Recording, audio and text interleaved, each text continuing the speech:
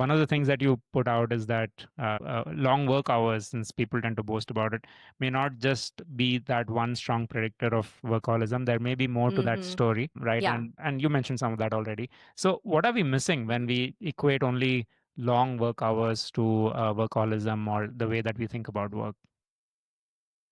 Yeah. So I think it's important to break down what is workaholism because, like you said, the relationship is just kind of moderate. It's not even really super strong between having tendencies to be a workaholic and working long hours. So what else is it? It's more than just physically being at work. There's actually four main dimensions. So the first dimension is the motivational component. And I think a lot of us have heard of this idea of intrinsic motivation, working because you love it, which can also be something that workaholics feel. But a driving motivational force for workaholism is what's called introjected motivation.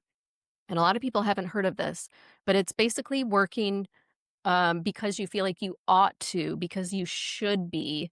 It's almost like this inner pressure to work that, when I have interviewed people for the book, the vast majority kind of say it basically feels like just this uncomfortable feeling in the pit of your stomach almost that you don't really know why you're feeling it, but for whatever reason, working makes it feel a little better.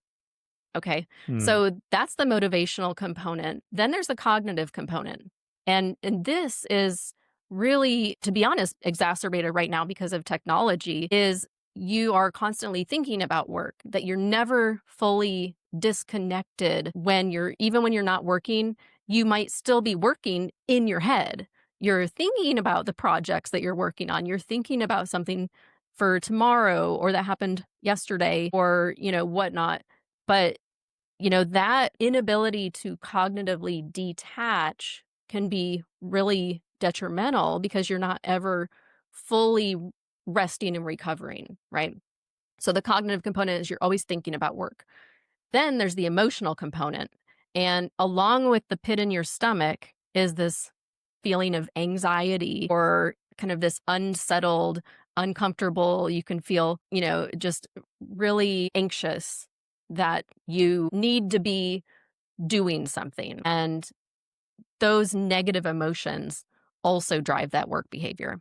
And then the fourth component is that behavioral component. So it's just one piece of it, right?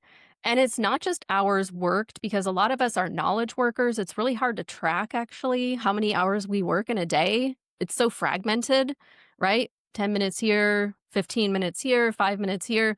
We don't really add that up, right? And it's all the time for a lot of us. From when we wake up to when we go to bed, we're still checking our work email, we're still answering that text. So it's really hard to quantify in terms of like hours. So that behavioral component is basically like you're just not ever stopping, even if it's just like these little bits here and there.